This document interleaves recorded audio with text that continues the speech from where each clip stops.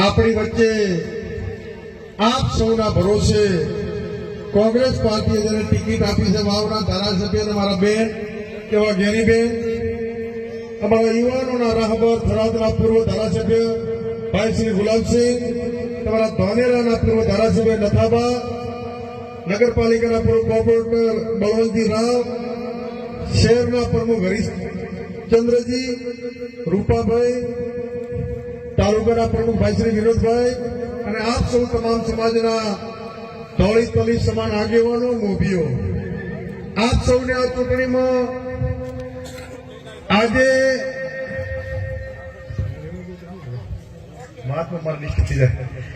આપ સૌને આજે શરૂઆત બળવંતજી ઓ રાવજી,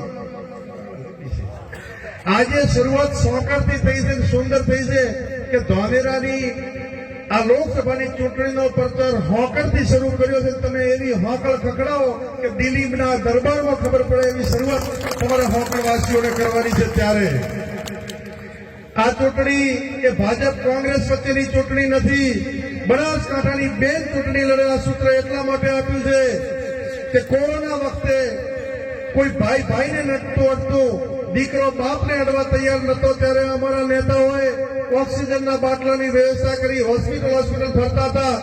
અને એક ઉચ્ચહાણની બાઈ હતી, બીમાર હતી, બેન ગયા, એમને કીધું તમે કેમ રડો છો, આંખમાં હું હતા, ત્યારે બેને એમને પૂછ્યું, ત્યારે એમણે કીધું કે બેન મને મોતની નથી પડી. બેને કીધું કે ઓક્સિજનનો બાટલો લાવી દીધો, તમે ચિંતા ના કરો.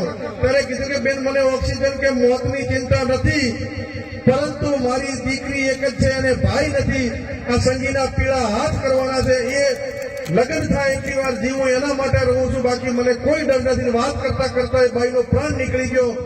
ત્યારે આ બેને વચન આપ્યું હતું એ દીકરીને કે સંગી બેટા, કુદરતે તારી માં તો છીનવી લીધી છે, પણ હું તારી માં તરીકે બેઠી, ચિંતા ના કરજો. આખા ગુજરાતના નેતૃત્વને બોલાવી ભારત માળા પાસે ઉચ્ચોસરમાં એ સંગીના રંગે તગે લગ્ન કર્યા.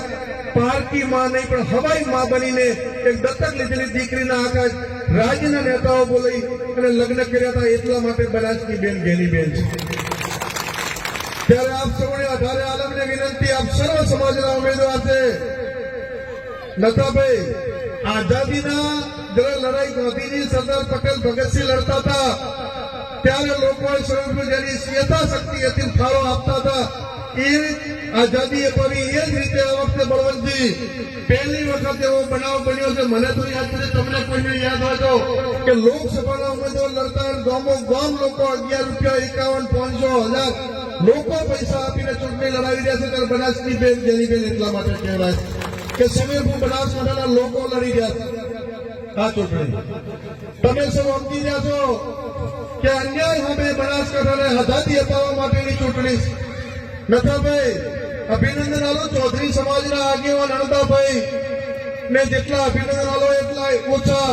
બનાસ બેંકના કર્મચારીઓ માટે, બનાસ બેંક માટે સારા નિર્ણય લેતા હતા, બોગસ દીકરીઓ વાળાને સાઈડમાં કરતા હતા. ઇમરજન્સી નથાભાઈ જેવા એક ખેડૂતના દીકરા, ચૌધરી સમાજના દીકરાને બનાસ બેંકના ચેરમેન માંથી રાતો રાત હટાવવાનું પાપ કોણે કર્યું, એમને જવાબ આપવાનો સમય આવ્યો છે.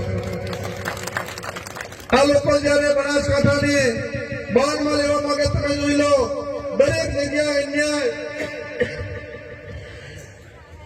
નથાભાઈના બધા સિનિયર છે, બળવંતજી, રૂપાભાઈ, તમે અભ્યાસ કરજો. દોતીવાળા ડેમ બન્યો, સમય સંજોગે એ ટાઈમે એ લોકો આ વિસ્તારમાંથી પાણી બીજા વિસ્તારમાં તો આપીને આપણો હક છે, પરંતુ આજે પણ એમાં સ્પષ્ટ એ ટાઈમે પાણી બીજા જિલ્લામાં આપે ત્યારે ઉલ્લેખ કરેલો હતો કે બનાસ નદીને જીવંત રાખવી પડે. તમે ભલે બીજે પાણી કેનાલમાં આપો છો, બનાસ નદીમાં 24 કલાક ચાલુ રાખવી પડે. એની જગ્યાએ બનાસ નદીને ચાલુ પણ નથી રાખતા અને લડાઈ લડવા માટે બનાસ નદીનો વેણ એ બાજુથી બંધ કરાવીને ધાનેરા વિસ્તારથી કરીને દોતીવાડા સુધી કે થરાદ સુધી લઈ જવા માટેની લડાઈ લડવાની છે. અને તમારી પાણીની લડાઈ દમની સાથે આ બધા આગેવાનો લડશે ને એના માટે તમારે સૌએ મેદાને પડવાનું છે. ત્યારે આપ સૌને વિનંતી કરું કે ગેનીબેન કેમ? ગેનીબેન એટલા માટે કે આખા જિલ્લાનો હોય, રાજ્યનો હોય, તમામ લોકોને દબાવવાની રાજનીતિ થઈ રહી છે. ત્યારે તમારો અવાજ ઉપર કોક તો હોવું જોઈએ ને. લોકો ડરી રહ્યા હોય, ભયભીત હોય, દબાવતા હોય, એ તમારો અવાજ બની કરીને તમારા માટે લડવા માટે હર હંમેશા કાયમ વિધાનસભામાં હોય છે. તમે સૌ મીડિયામાં જોતા હશો, કોઈ પણ પ્રકારના કાર્યક્રમ ઉપર ન્યાય હોય, ખેડૂતોની વાત હોય, કેનાલો હોય, દમથી વિધાનસભાની અંદર રજૂઆત કરતા હતા અને આખા જિલ્લાના પ્રશ્નો ઉપાડવા માટે આ બધા આગેવાનોએ કીધું કે એની બેન તમે લડો. આ જિલ્લાના ભવિષ્ય માટે જયારે લડવાનું છે ત્યારે આપ સૌને વિનંતી કરું છું.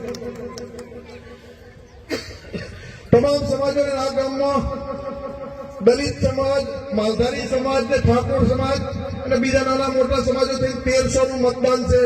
ત્યારે ખાસ તમને વિનંતી કરું છું કે આ વખતે 100% કરી દો. અમારે ગુલાબસિંહ ગ્રેંગત કહેતા હોય છે કે સણસરમાં મને એક વોટ મળે તો આ હોકર પણ સણસર પડે, એક પણ વોટ ભાજપને ન મળે એવી તમને વિનંતી કરવા આવ્યો છું. ત્યારે તમને એ પણ વિશ્વાસ આપું છું કે બનાસની બેન, જ્ઞાનીબેન જીતશે પણ શું કરશે. તમને એ કહું છું કે અધિકારી હોય, તંત્ર હોય, તમારા કામ માટે હર હંમેશા મર્દાનગીથી લડે છે અને એમની છાતી પર પગ મૂકીને ખેડૂતોના, વેપારીઓના કોઈ પણ કામ કરવા માટે બેનીબેન લડવામાં ગેનીબેન ક્યારે અચકાતા નથી. એના માટે આપ પણ આજથી મેદાને પડો આવી વિનંતી કરું છું. વિશેષ ના કહેતા મરું પણ માગું નહીં તન કે કાજ, પરમારથને કારણે માગતા ના આવે લાજ. એક માલધારીના દીકરા તરીકે તમારી પાસે ખોળો પાથરું, ખોળાની લાજ તમે સૌ કોઈ રાખો એવી આપ સૌને વિનંતી કરું છું. અને ખાસ તમારા માલધારી સમાજને કહું છું કે સમાજ માટે હર હંમેશા આ બધા બેઠા ખબર છે કે જ્યાં જ્યાં જરૂર પડે કાળી રાતે તમારા માટે મરવાનું છે, જીવવાનું છે. તમારા માટે તમે ચિંતા ન કરતા અને તમારા ભરોસે જજુમી રહ્યો છું. તમે પણ મારી લાજ રાખજો એવી તમને વિનંતી કરું છું. વિશેષ ના કહેતા 7મી તારીખે સૌથી વધુ વોટ આપીને આ ગામની પેટી નીકળે ત્યારે એમને એમ થાય કે સણસરનો બદલો હોકડે લીધો છે. એ શબ્દો સાથે આપ સૌનો ખૂબ ખૂબ આભાર. જય હિન્દ, જય ભારત.